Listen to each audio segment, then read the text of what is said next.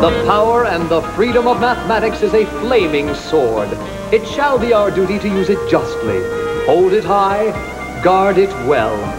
Mathcourt, where common sense prevails. Mathcourt, with the Honorable Judge Sandra Day O'Crater presiding. Stop that noise right now. Stop it. Stop it or I'll throw all your cases into jail. And how do you think your parents will feel about that? That's better.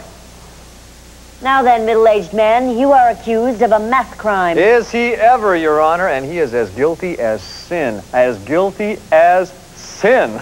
He's guilty of 2 sins? Yes, Your Honor. Sin. He has bad breath. I am innocent, you're impeachable one. Oh, why do they all say that, Your Honor? If I had teeth, I'd bite. What's the charge? Your Honor, this man has reported, bailiff, the following data. Now, he claims to have done a survey which indicates that 56% of the kids asked say they ate pizza last week, 44% of the kids say they ate hamburger last week, and 42% say they ate ice cream last week. Your Honor, that poll is inaccurate. Does the defendant understand the charges? Yes, Your Honor. Do you? I will have no impudence before it's time. How do you plead? Not guilty, ma'am. I've had just about all the murmuring I can stand for one day. One more sound effect like that, and I'll ask the bailiff to put on a laugh track that'll make you think you've all been stranded in your own sitcom. May it please the court, it is patently clear that this survey is inaccurate. It is? Well, certainly. Just add up the figures. 56 plus 44 plus 42. They add up to 142%. Your Honor, the results of a survey can only add up to 100%. Any boob knows that. Right, Your Honor? That would seem to make sense. If I may interject, Your Honor, the prosecuting attorney is misinterpreting the data. He's what? He's got it all wrong. Bailiff, may it please the court? If it does please the court, I'll put you on my Christmas card list. Why, thank you, Your Honor. These 3 questions were asked. Did you eat pizza last week? Did you eat hamburgers last week? Did you eat ice cream last week? Seem to be fair questions. Now, Your Honor, some didn't eat pizza, hamburgers, or ice cream. Objection, Your Honor. On what grounds? I'm objectionable. Continue. Some ate only pizza, some ate only hamburgers, and some ate only ice cream. Your Honor, that's my point, so the total can't be more than 100%. This is 142%. But, Your Honor, some ate both pizza and hamburgers. Some ate both pizza and ice cream. Some ate both ice cream and hamburgers. And some ate all 3. As you can plainly see, Your Honor, some were counted more than once, so the total has to be more than 100%. The prosecuting attorney is misinterpreting the data, and I rest my case. Stop that murmuring, or you'll have to stay after court. Defendant, you explain your case very well. The total needn't add up to 100%. In fact, in this case, it would be unusual if it did. Precisely, Your Honor. Case dismissed. Does that mean I lost? Yes, you lost, Mr. District Attorney, because you brought a case to court without thinking about it. You should have known that one person could eat more than one kind of food per week, shouldn't you? You sure should have. That's easy for you. You never went to law school. Case dismissed. And once again, justice has prevailed in Mathcourt. What is your name?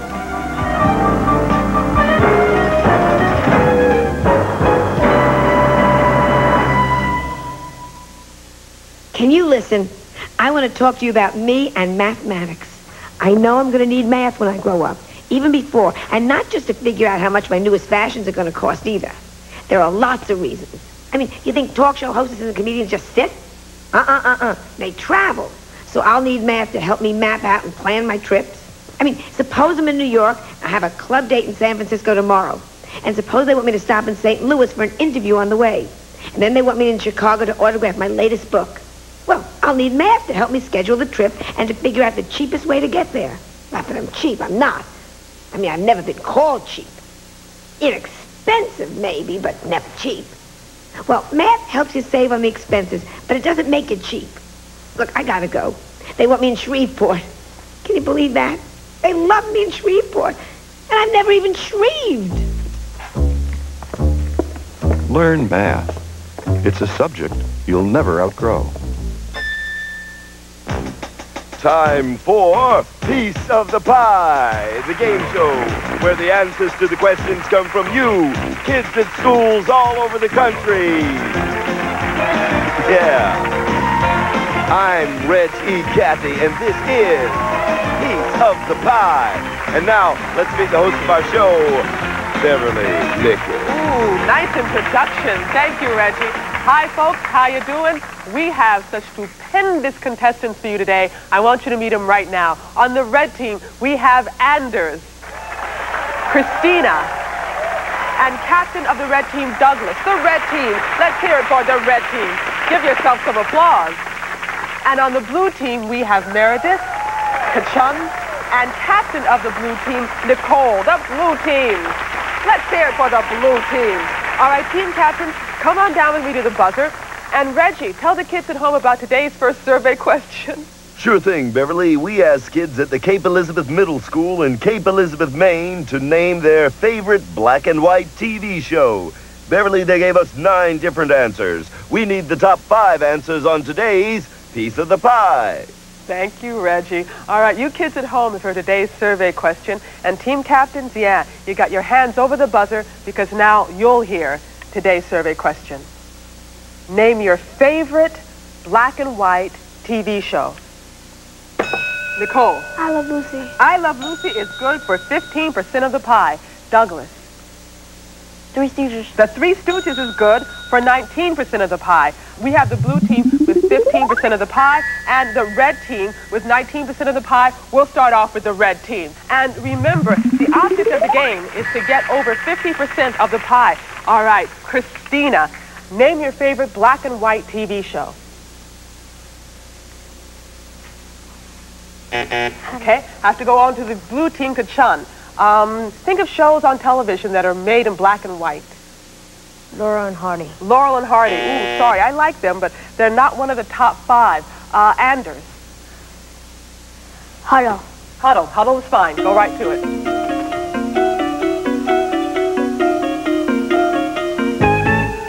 Okay, Anders, your favorite black and white TV show. Okay, blue team. Go now. Think of things that think of shows on television that were made in black and white. All right, Meredith. Dennis the Menace. Dennis the Menace is good for 26% of the pie, giving your team 41% of the pie. Good for the blue team. You guys are doing swell. All right, 19% on the red team here. All right. Think of your favorite black and white TV shows. Douglas. Lassie. Lassie, ooh, one of my favorites. I'm sorry, it's not one of our top 5, all right? Going back over to the blue team, Nicole, now you have 41% of the pie. This answer could put your team over the top and win the game. Your favorite black and white TV show. The Honeymooners? The Honeymooners is good for 17% of the pie. You have won the game with 58% of the pie. Good for you, the blue team.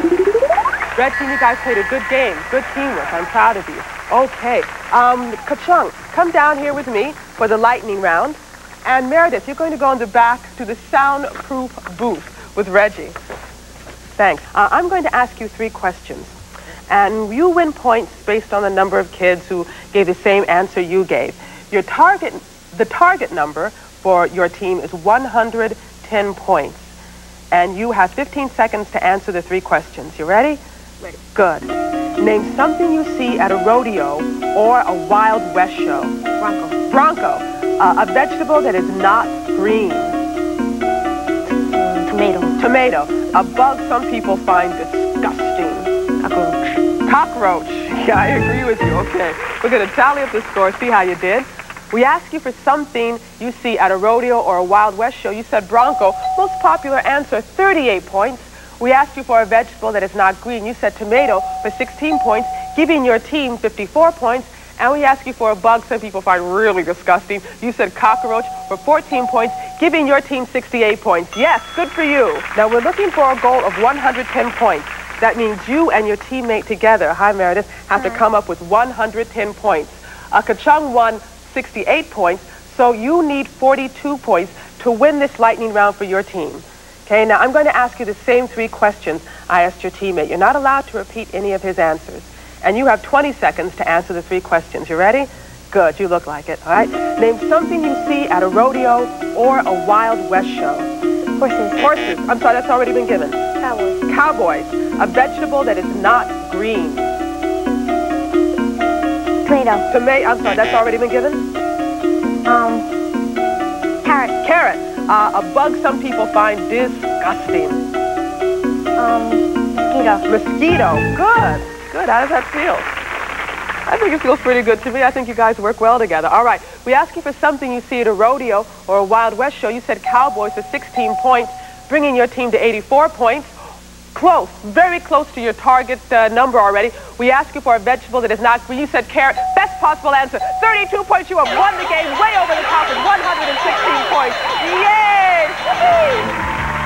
Our winners, the blue team, will each receive the Slick Square One jacket, not available in any store, along with a gift certificate for sneakers. And to carry all the loot home, the Sport Jester gym bag. For winning the lightning round, they also get the Square One wristwatch. Our runners-up, the red team, will take home the solar-powered laser hologram calculator and the ever-timely Square One watch. Yes, well gifts. All right, from the blue team and the red team, we say goodbye to you from Piece of the Pie. Thanks a lot. Goodbye. Great work. The story you are about to see is a fib, but it's short. The names are made up, but the problems are real. It was Wednesday, 9:43 a.m., and the central coast of California was an exquisite combination of jagged rocks, beautiful trees, and sandy beaches. It was a shame that there wasn't time to, well, just be a tourist. But there was a crime, a jewel heist to be solved, and solved in a hurry. My partner is George Frankley. The captain is Joe Greco. My name is Tuesday. I'm a mathematician in Monterey, California.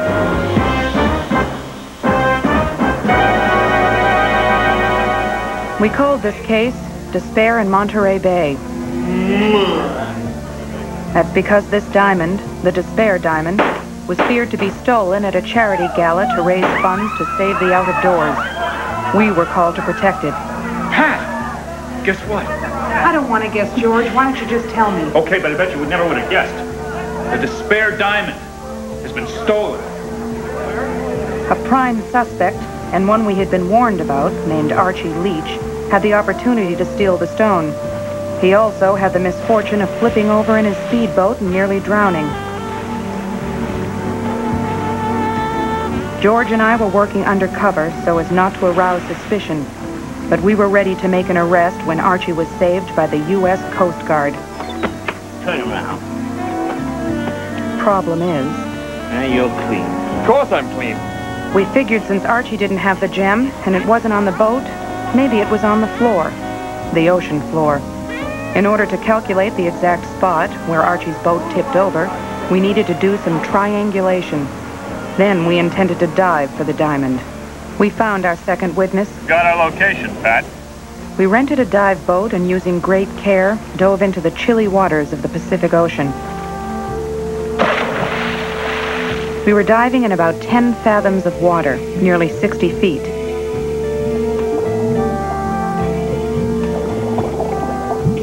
But we weren't having any luck. We decided to surface.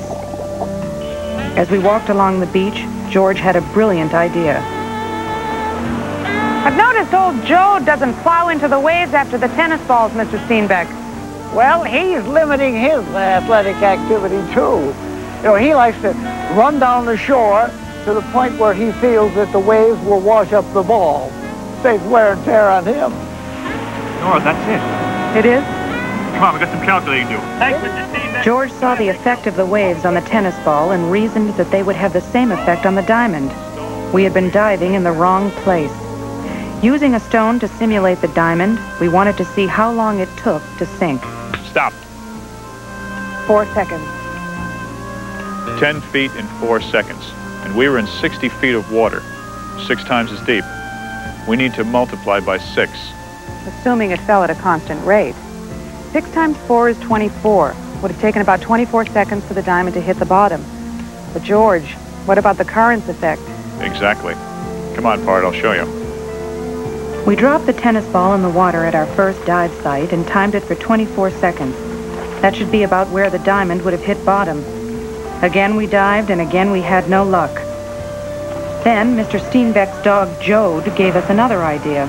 Only this time, Jode wasn't playing tennis. This time, he was playing baseball. John, you said baseball is less tiring for Joe than tennis? That's right. The baseball is heavier than the tennis ball. That meant that the baseball partially sank and was controlled more by the current than the wind and waves. We asked if underwater currents could be measured, and he said, Mobari. Mabari? Although we were working undercover on the Despair Diamond case, we decided to take John Steenbeck into our confidence. In turn, he introduced us to Mabari, the Monterey Bay Aquarium Research Institute. Mr. Steenbeck had worked for Mabari for years before his retirement, and he told us it is a basic research institute whose purpose is to do unique marine studies. What's that thing? New Saturday morning skid show? No, it's a live picture. From where? Los Angeles? No, from the Point Lobos, a research ship. Actually, it's the ROV. ROV? Remotely operated vehicle. It's a undersea craft that's loaded with TV cameras, and they sent it down from the ship. Incredible. How deep can it dive? 1,000 meters. That's about 3,300 feet. Oh, that's right. Morning, John. Hi. So, how can I help? Well, my friends here need some information about the underwater currents in the bay. Pat lost my partner, a wife, lost a watch. A watch? A valuable watch. So we thought... Well, we were diving anyway, and we thought it might be sort of fun to look for it. They first dived here, and that's about where they lost it. Uh-huh. But we didn't take the surface waves and currents into consideration. So we recalculated and made a second dive a little closer to shore. Then they realized they hadn't considered the undersea currents and tides. Not minor considerations. Can you tell us how fast the waters were moving? Well, I can give you an approximation. When was it lost? Monday, late afternoon. 6:15 p.m. Why? We have gauges underwater to measure the strength and direction of the current. Let me check the data. Let's see, Monday, 6:15. Well, the tide was moving out, and on that location, the current was about 2 feet per second. So in 30 seconds... It could move 60 feet. Yes, you see, on your second dive, you were moving toward the shore when actually, because the tide was moving out... We should have been diving farther away from the shore. Exactly right. Your third dive may be a winner.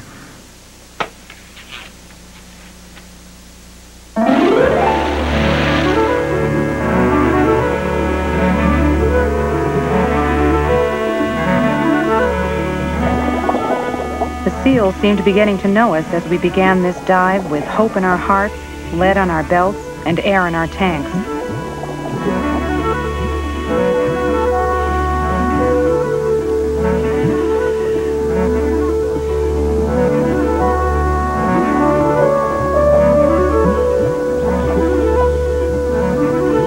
After a few minutes, Eureka, a pair of pliers with the initials AL on them. Archie Leach? Probably.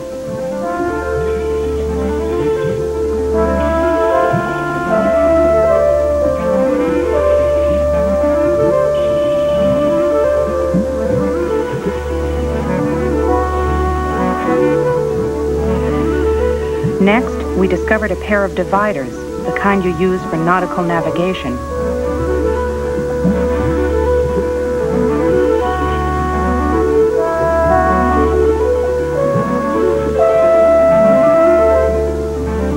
We kept moving along the line that the currents would have carried objects that had fallen out of an overturned boat.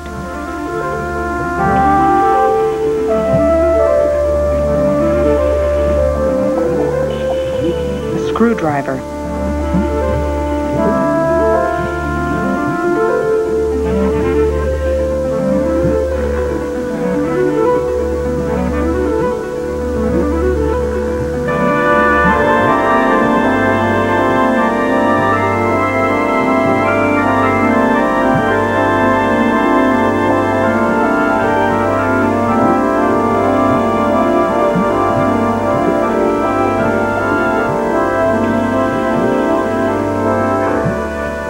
Then we spotted a pocket watch. It must have been the watch Mr. Leach reported missing.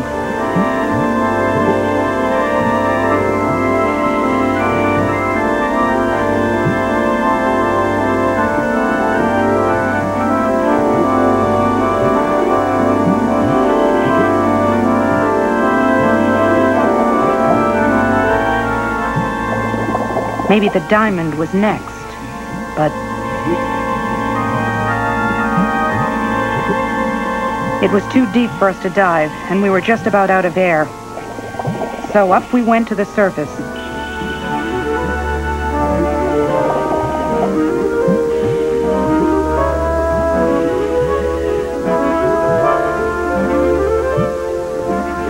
We were disappointed that we hadn't found the diamond, but very happy about what we did find.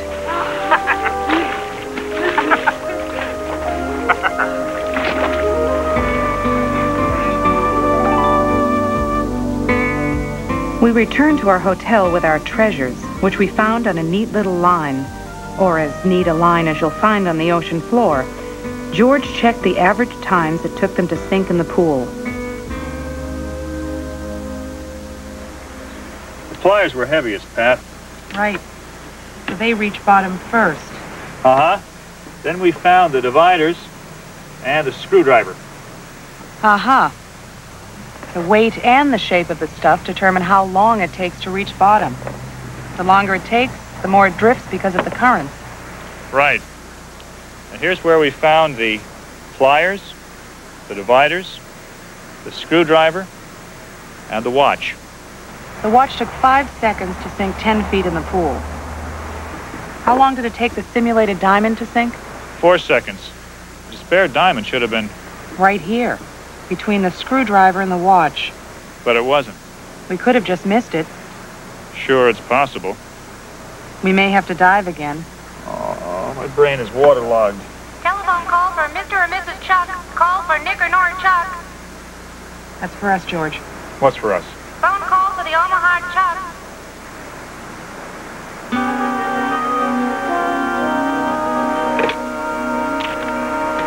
This is Nora Chuck.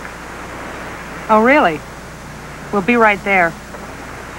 John Steenbeck says he has something to tell us that might interest us, but he doesn't want to mention it over the phone. Partner, let's roll.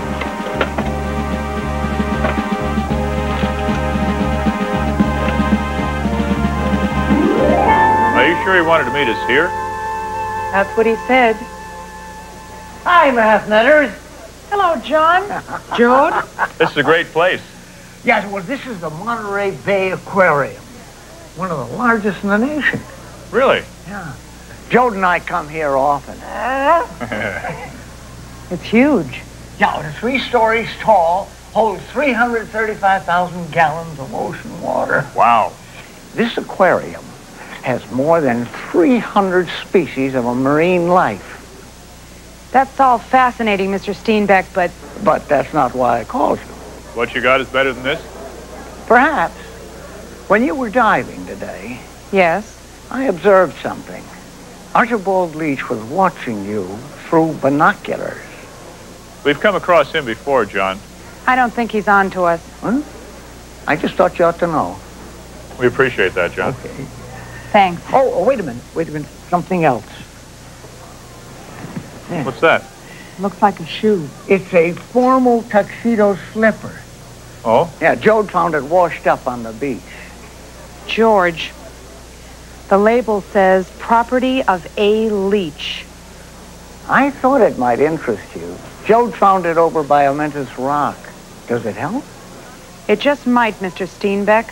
It just might. Thanks, Jode. Come on.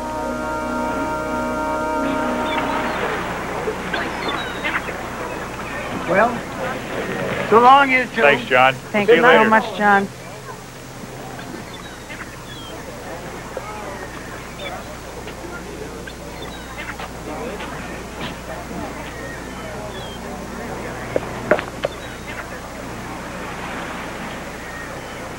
This is a heavy shoe. George, look at the heel on that shoe. Pat, I believe That's what's called a lift. Makes people appear taller than they actually are.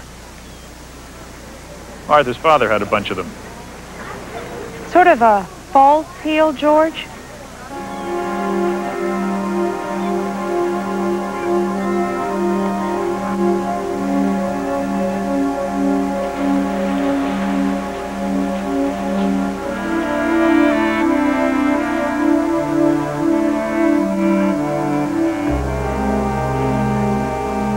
It's hollow. And the diamond. Isn't there. Maybe it's in the other shoe. Did he lose both shoes when the boat flipped? I can't remember. How can we find out? The United States Coast Guard. Come on, George.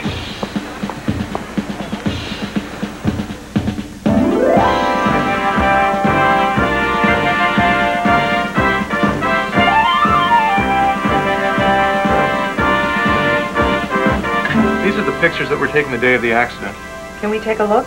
Believe me, it's always a pleasure to be of service to Mathnet. Thank you.